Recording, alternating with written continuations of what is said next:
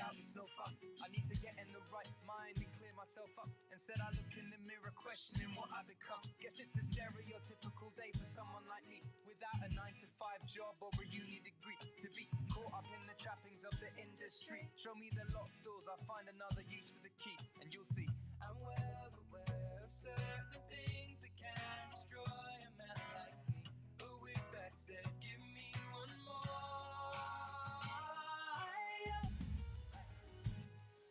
Another one to take the sting away. I am happy on my own, so here I'll stay.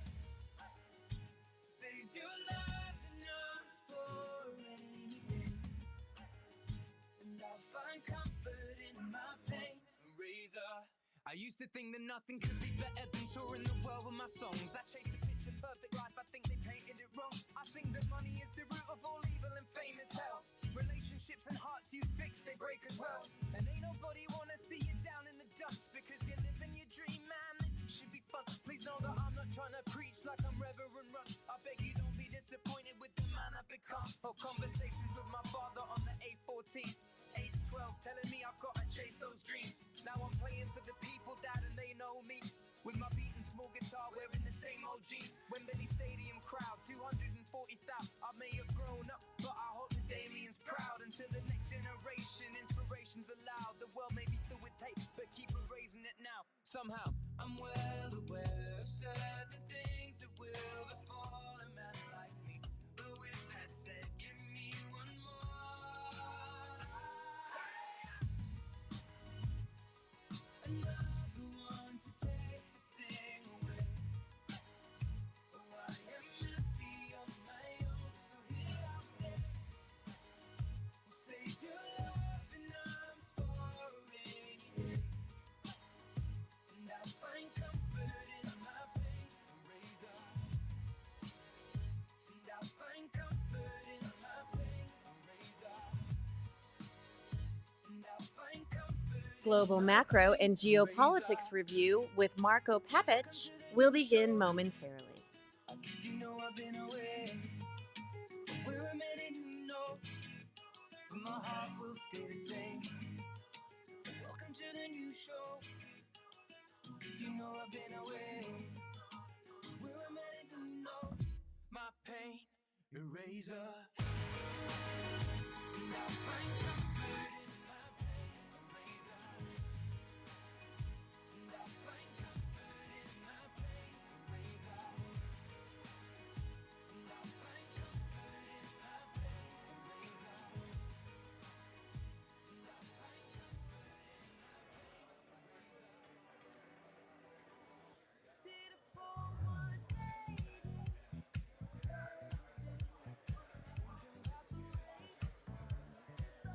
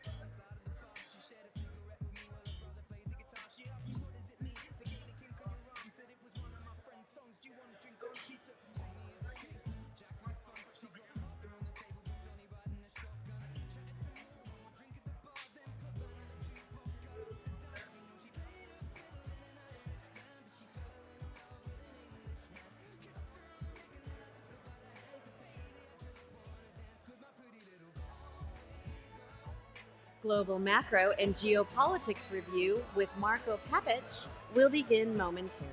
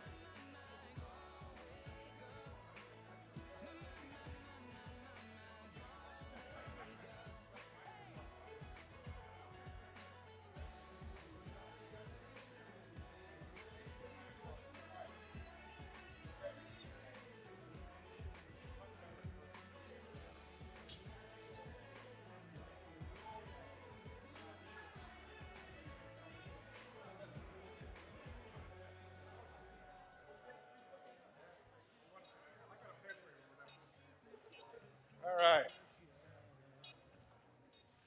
Good morning, everybody. Morning. We're going to have some fun now. And thank you for joining us this morning. I'm Jamie Montgomery. This is Marko Papic. And Marko is going to sit on my right. He thinks I'm probably on the right, but I'm on your right when you look at it. So, Marko, thank you for being here. Hey, thank you for having me. I'm a big fan of yours and your reading, and we have so much in common. Marko grew up a Yugoslavian family, so his father moved him around from Iraq, Yugoslavia, Jordan, and Switzerland. And then that was the hard way. He got a software upgrade when he went to Canada, got his undergraduate degree at University of British Columbia, where both my parents went. We're comparing notes. Then came to Texas to do his PhD at UT Austin and gone on to an illustrious career, and including some time with the bank credit analysts. And people accuse me of being too happy, so I occasionally read the bank credit analysts just to correct myself. They predicted 10 out of the last 3 recessions, so yeah. They were always very good. But Marko is a wonderful global strategist, macro thinker, and very insightful and thoughtful observer of what's going on in the world. And sometimes it goes counter to what might be the conventional wisdom. But, you know, as an investor, we like to zig when everyone else is zagging, because if you zag when everyone else is zagging, you get the same results as everybody else. So we're going to talk a little bit about maybe some things that might not be controversial, but maybe counter to what maybe a lot of people are thinking. So let's have some fun today, Marko. Thank you for being here. I always try to have fun. There's no point otherwise. Yeah, well, it's nice to have you back. You were here last year, and thank you for asking me to do the fireside chat. So I was just talking about my first job out of graduate school at Cambridge, and I was working for the Navy, Chief of Naval Operations, and one of the tasks he gave me, I would do his morning intel and stuff like that. I can't say a hell of a lot more than that, but he asked me to organize the Inter-Service Long-Range Planning Conference, and it was 1983, and I thought, he said, make it interesting, but don't get me in too much trouble, which, you know, so that was my first conference I organized, and Ronald Reagan was president, President Reagan, and took the Joint Chiefs down to Annapolis and had a all-day session. In the morning, we had a session invited General Bill Odom in, who was a 3-star, ran NSA, and I'd gone to meet with General Odom, and I asked him, what do you got? And he looked at me like, who the hell is this kid? And he said, I got the collapse of the Soviet Union, and this is how it's going to happen. I thought, that's interesting. Anyone else follow this? He said, yeah, the president does. I said, okay, so we had General Odom there, and he described the collapse of the Soviet Union. And that was really sort of counter. But you have a point of view like that too, right? So but before we go on, what happened then? Well, I mean, we had a great session, and then everything got classified, and then they wanted to shut down that conversation, and then it all happened. And then I got called in the Deputy Secretary of Defense's office, Frank Carlucci. I wasn't sure whether he wanted to make me a spy or what the plan was, but he was leaving to go run a merchant bank, which became Carlyle Group, and so I left and became what I am today. So, yeah. So basically, they took the idea of the collapse of the Soviet Union, And buried they it. put it in a box, and like Indiana Jones, right? They put it in one of those crates. And Exactly. Yeah, and it was interesting because he could see what was going on. Demographics is your destiny often. He looked at what was going on in the Balkans, also what was going on with the economy there, and could see through it. And the CIA was missing all these signals.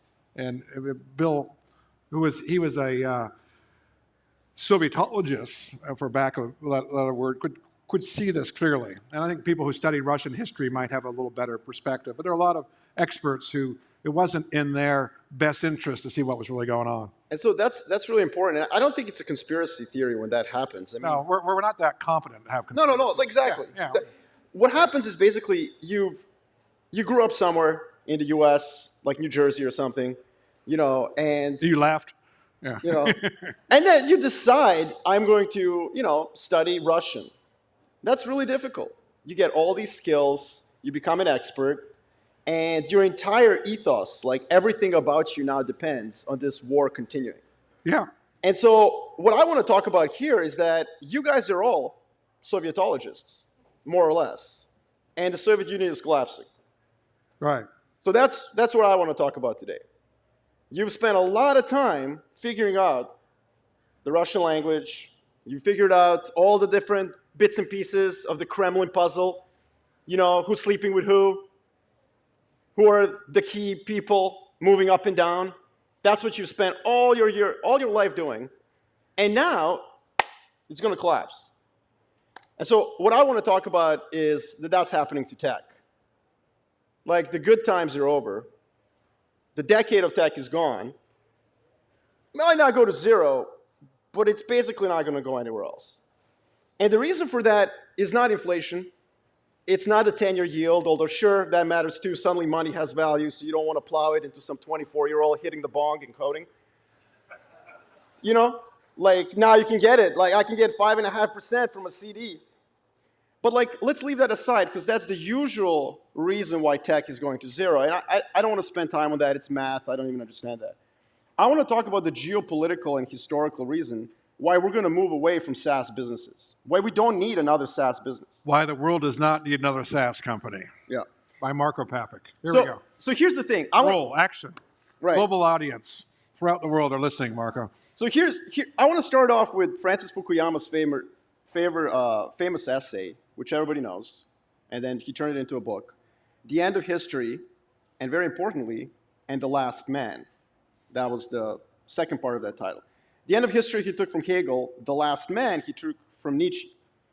Now, Fukuyama's been kind of, he failed, right? It's not the end of history. We've got war in Ukraine, we have China, US, we have geopolitical tensions again. So it's seen as a wrong forecast. But look, he wrote that forecast in the early 90s, and it was right for 20 years. It was the end of history. Western liberal democracy won. America was in charge. That was it. Now, what does that have to do with this room? Well, it has to do with the fact that the government stepped back. It stopped, nurturing, helping to guide with a very visible hand where technological progress goes. That was left to the last man. And almost exclusively men, by the way. The women in this room know what I'm talking about. Tech bros, right? So we call it bros for a reason. So basically, trillions of dollars went to the Silicon Valley in pursuit of frivolous technological innovation. Yes, I know I've just insulted 90% of you. I'm sorry. But after Microsoft Excel and the internet, do we really need all this crap? We can't measure productivity gains. Oh, no, Marko, it's hard to measure. Okay, sure, it was hard to measure indoor plumbing, and penicillin, eventually it showed up in TFP data. So what we did when the last man took over innovation, the last man in pursuit of innovation plowed trillions of dollars into dating apps and food delivery apps. By the way, the two come together. The date ends at 3 a.m. You can get a cheeseburger delivered to your door. It's like perfect. We plowed trillions of dollars in, as HBO Silicon Valley makes fun of this idea, changing the world by delivering faster algorithms for something ridiculous. We did not change the way we grow food. We did not change the way we transport ourselves. We did not change the way we fight wars. Don't get excited about Ukraine war. HIMARS and javelins were invented in the 80s and 90s, by the way, by the folks that Jamie talked about before I was born. So we did not change anything that has a meaningful impact on our actual life. We did not get smarter. We actually, white men in America die earlier now. Our health expectancy has gone down. Quentin's dying over here. We're dumber. IQs are not getting higher. Yeah. The only thing that we might have changed is suicide rates amongst teenagers. Oh, I know, yeah. This is going to be a long day. You guys, if you have a weak stomach, you should leave. So my point about this is that is the innovation pursued by the last man. And by the way, the tip of the iceberg, obviously, is crypto and NFTs. Let's go into that, because that's going to change our life. How? Decentralizing finance? We spent 2,000 years centralizing finance. Now we're going to decentralize it. My point about this is all ending. And it's not because the 10-year or inflation are higher, because yes, sure, we can talk about that too. But it's ending because the government is now saying, hold my beer. I'm back. Enough of this stuff, nonsense. What are you doing? What's your MO? You're going to invent some algorithm that will moderately improve? No, screw that. We're going to now invest in things that actually matter for humanity. Why? Because we got to kill those guys over there, fundamentally speaking. So if you read Luddites like Robert Gordon and his famous book, The Rise and Fall of American Growth, he keeps referring to this period of 1870 to 1970. He keeps talking about this. This is when everything was invented that matters, at least in his mind, because he's looking at productivity growth data. What happened in 1870? Railroads. Right, railroads. But in particular, what happened in 1870 is the British hegemony started to weaken. Why? Is it because they did something stupid? No. They created global peace and order, hegemony, that allowed a lot of countries to start rising in power. So Japan figured it out. Admiral Perry shows up. The Japanese start industrializing. The Russians lost the first Crimean War, by the way. They did reforms, emancipated the serfs, started industrializing. Americans had their own civil war, started industrializing, nation building. And then finally, the most important geopolitical event in the 19th and probably 20th century was what? Was the unification of Germany in 1871. And this multipolar geopolitical context created competition between nation states at a very high level. And that's when the government said, hold my beer, I'm going to invest in railroads. I'm going to invest in transportation, communication, health, educating people, teaching them how to read so that they can also be part of a military. All that stuff happened from 1870, 1920, and it's when we discovered almost everything that's meaningful. And I think that we're at the beginning of that, surge of technological innovation again. So unlike BCA Research and your experience with them, I'm actually not bearish at all. I think the world is not ending. The world is just beginning. It just might be ending for you if you've plowed all of your efforts into SaaS businesses. There you go.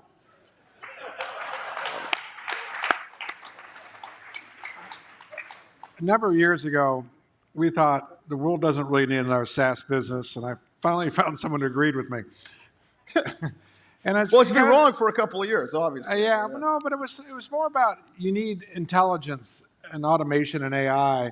Just another software business to kind of run something on. It's like, you go into a company that have 60, 80, 100 apps, and you're like, how many of them are actually used, And it really was kind of hard to quantify. So we've always been about, let's do something meaningful. Let's have intelligence in it. But I think what Marko is going a little bit further is basically saying this next decade or several decades is really an era of the kinetic rather than the virtual. Computational, yeah. Computational.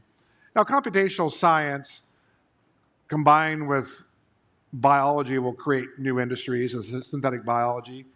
Computational science with aeronautics will create, space industry. I mean, there will be quite a few, kinetics with that built into it. But it's really an era, and I guess the question you'd have is, why necessarily is a dollar of earnings in software worth 60x multiple worth a dollar somewhere else is worth 10x? And it's because software, SaaS, has had a compelling narrative, right?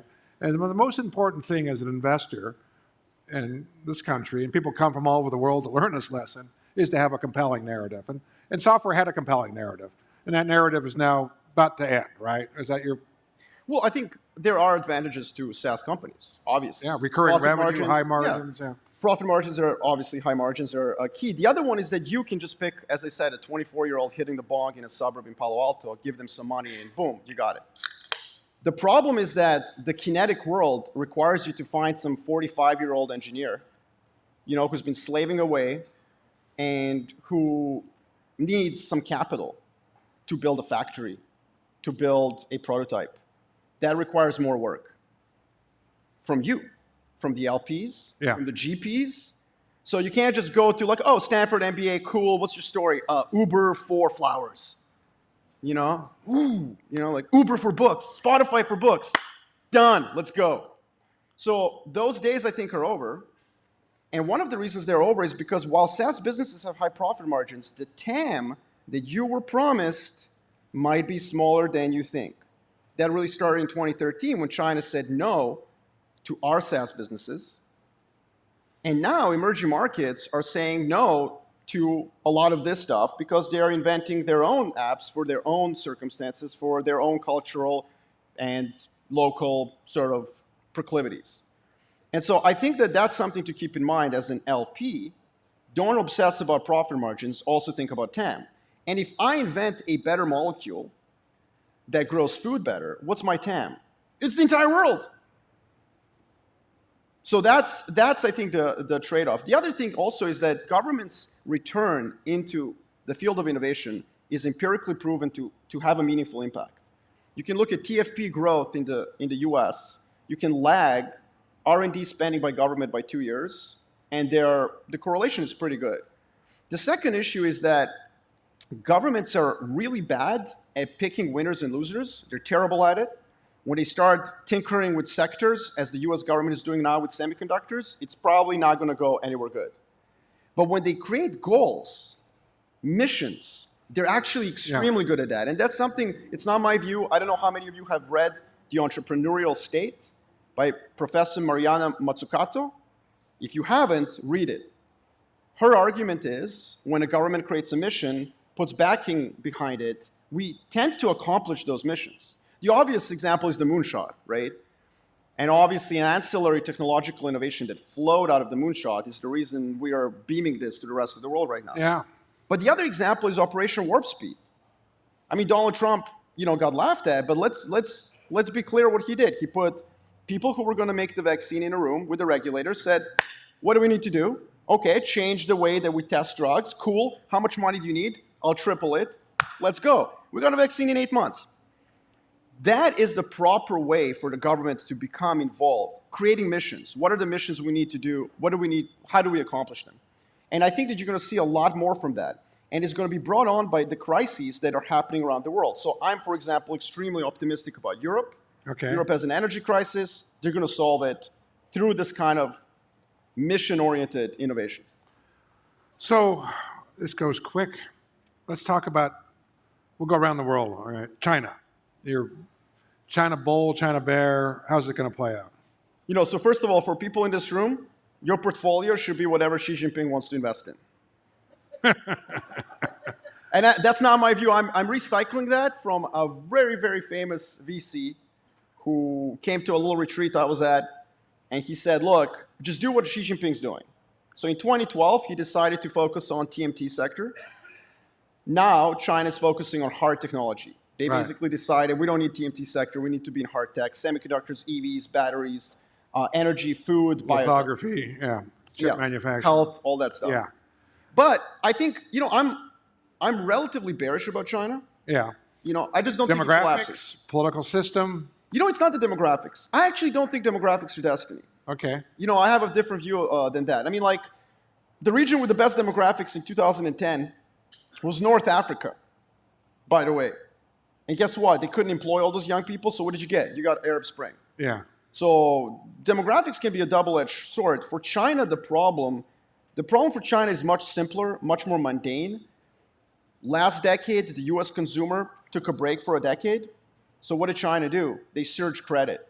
They're at the end of their debt supercycle. They're going to have a decade of deleveraging ahead of them. Yeah. Combined with the demographic point, I don't think they're the next thing. I think American policymakers, by the way, are probably obsessing too much about that. Yeah. Well, we seem like we're slobbering for a war with them, which is not a good idea. Well, someone's got to buy all those weapons, and Al-Qaeda's gone. So, hey. Yeah. All right. India, I think India's problem, Danny Roderick, professor at Harvard, already wrote a piece on this. I think it was Danny Roderick. Premature deindustrialization. India's problem is it's full of people like you. And again, sorry to be insulting all the time, but like IT is not going to save India. India cannot just have a bunch of people in Mumbai doing IT. Sorry. You can't jump from low income to service-oriented economy. Industrialization is an important part of development because productivity rates in manufacturing are much higher than services. And what India did is it just decided to focus on IT. Now, Modi is trying to solve that. He's got a lot of interesting ventures to fix it. So I think that he understands what India needs. The problem is that a lot of other countries are eating India's lunch. So there is absolutely no evidence that India is gaining market share globally in exports. Now, I know that you guys are reading newspapers that say, oh, they're going to build iPads in India. Everyone's like, there you go. It's not showing up in macro data.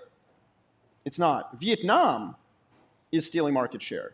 India isn't. India's trade growth is pure alpha. Sorry, it's pure beta play. It's not an alpha play.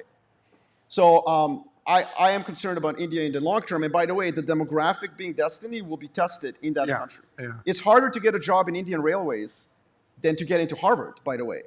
Like they have hundreds of thousands of applications for like 100 positions. So if they don't start creating manufacturing jobs, it's a big problem. Not everyone can work in IT. Right. That's interesting. You're bullish on Europe. Yes, I am. And tell us why. So no one's bullish in Europe, so I'm bullish in Europe because, hey, first of all. Second of all, I'm bullish on Europe because Europe is actually good at all the things that are going to be important. Manufacturing, technology, energy. Yeah, exactly. Yeah. So if this is the cycle, if this is a decade of industrials, materials, and energy, as I think it is, then it's fine that they only have Spotify. You know what I mean? Every time I go to Europe, they're all depressed, right? Oh my God, we only have Spotify. And I'm like, yeah, I mean, like, don't invest in tech because you missed that boat and you're bad at it.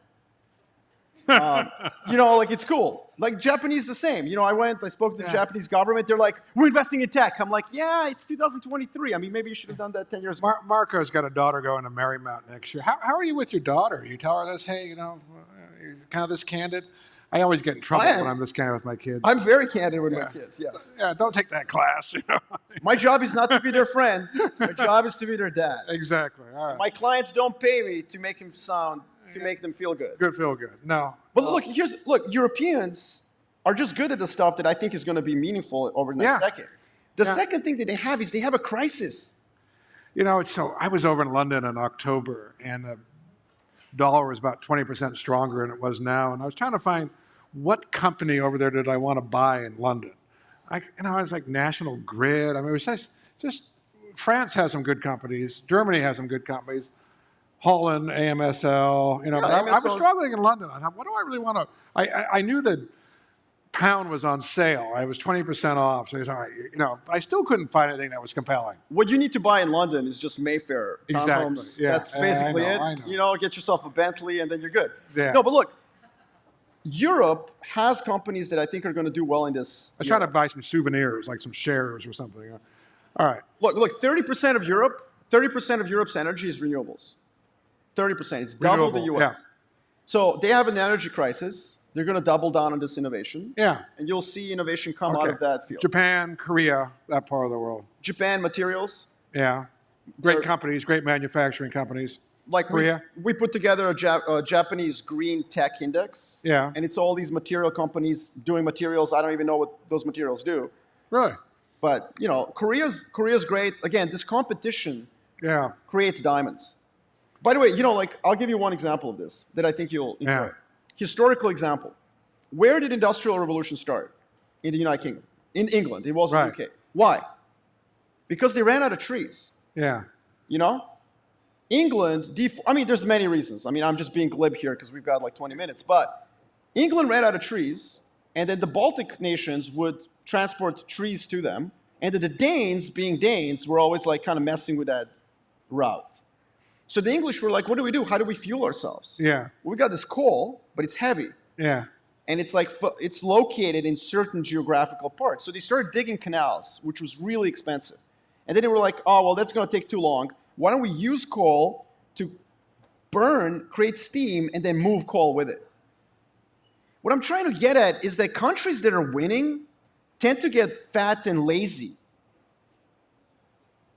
It's crises. It's the meek that win. So I see the cover of The Economist, and it's like, Europe is deindustrializing. I'm like, really? Germans are going to deindustrialize? Yeah, it's not going to happen. Which part of German history tells you they give up? Yeah.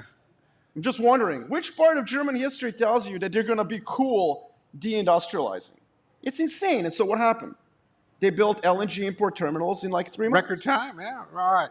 Last geography. I'd love to talk about Australia, but we'll get there on another occasion. Saudi, amazing growth there. MBS has absolutely transformed the country. Emirates is booming, obviously driven by energy, and the surpluses there. Comments on what you're seeing in Saudi and that part of the world. So I think that what's happening in Saudi Arabia hasn't really happened since like the Meiji Restoration in Japan. Yeah. And I think our problem is our own stereotypes of the region. So like, as you said, I grew up in the Middle East for part of my childhood. And, you know, I think that there is a image that Westerners have of Islam and of the Middle East that is colored by like the last 30 years. But there's thousands of years of history. Islam would not have spread around the world in such a quick amount of time if it wasn't progressive, if it didn't have liberal and emancipatory elements to it. So what's interesting about Saudi Arabia is that the leadership is simply saying to itself, like, we can pick and choose out of 1,000 years of Islamic history, what version of Islam we want. And they've decided to go all in on this emancipatory, liberal, progressive version. And so the socioeconomic changes in Saudi Arabia are much greater than you can imagine. Yeah. I mean, they are on par with the Meiji Restoration in Japan, when Japan said, you know what, we're done with feudalism. We're going to industrialize in record time. That's what's happening in Saudi Arabia. Yeah, it's amazing to see what's going on there. Well, Marko, thank you. It's a wonderful conversation. I hope you enjoyed it. And it's nice to have you here. He'll be around for a little bit. You want to say hello to him, catch up? You know, nice to have you as a friend, Marko. Or punch me in the face. No. All right. Thank you very much. All right. Thank you, guys. Oh, it's fun. How